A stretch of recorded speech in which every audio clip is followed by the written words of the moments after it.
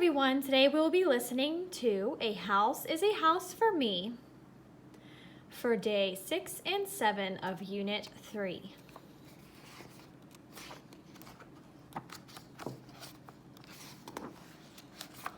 A hill is a house for an ant. A hive is a house for a bee. A hole is a house for a mole or a mouse. And a house is a house for me. A web is a house for a spider. A bird builds its nest in a tree. There is nothing so snug as a bug in a rug, and a house is a house for me. A coop? That's a house for a chicken. A sty? That's a house for a sow. A fold? That's where sheep all gather to sleep. A barn? That's a house for a cow. It is also, of course, a house for a horse. A kennel is a house for a dog is a house for a flea. But when a dog strays, a flea sometimes stays, and then it may move in on me. Houses for rabbits are hutches. A house for a mule is a shed. A castle's a house for a duchess. A bedbug beds down in a bed. Mosquitoes like mud holes or puddles. Whales need an ocean or sea. A fish or a snake may make do with a lake, but a house is a house for me. A shell is a dwelling for shellfish, for oysters and lobsters and clams. Each snail has a shell, each turtle as well, but not any lions or lambs.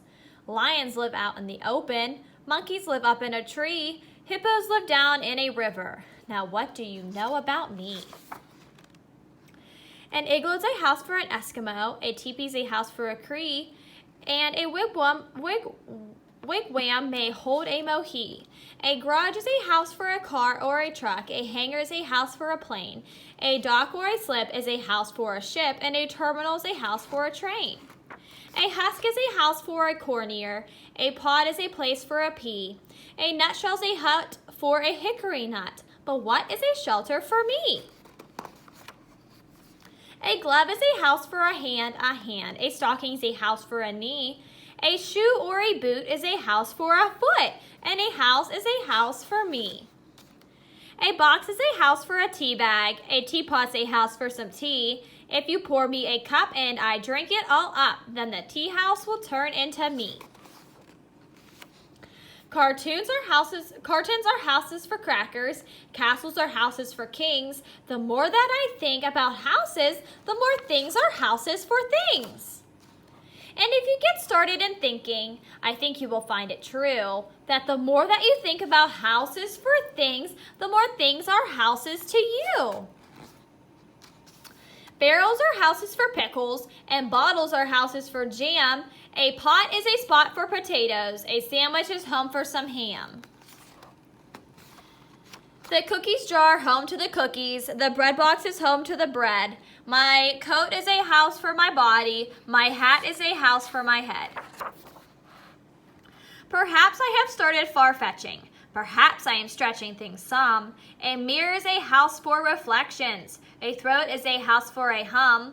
But once you get started in thinking, you think and you think and you think. How pockets are houses for pennies, and pens can be houses for ink.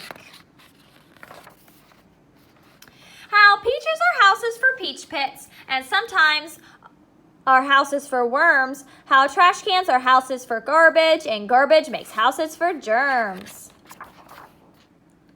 And envelopes, earmuffs, and eggshells, and bathrobes, and baskets, and bins, and rag bags, and rubbers, and roasters, and tablecloths, toasters, and tins.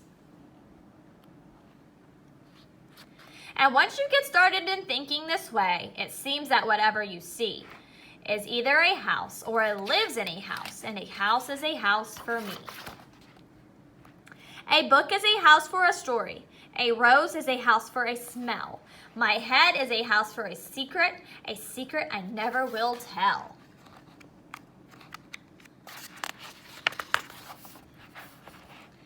A flower's at home in a garden. A donkey's at home in a stall. Each creature that's known has a house of its own. and the earth is a house for us all. The end. Thanks for listening to A House is a House for Me.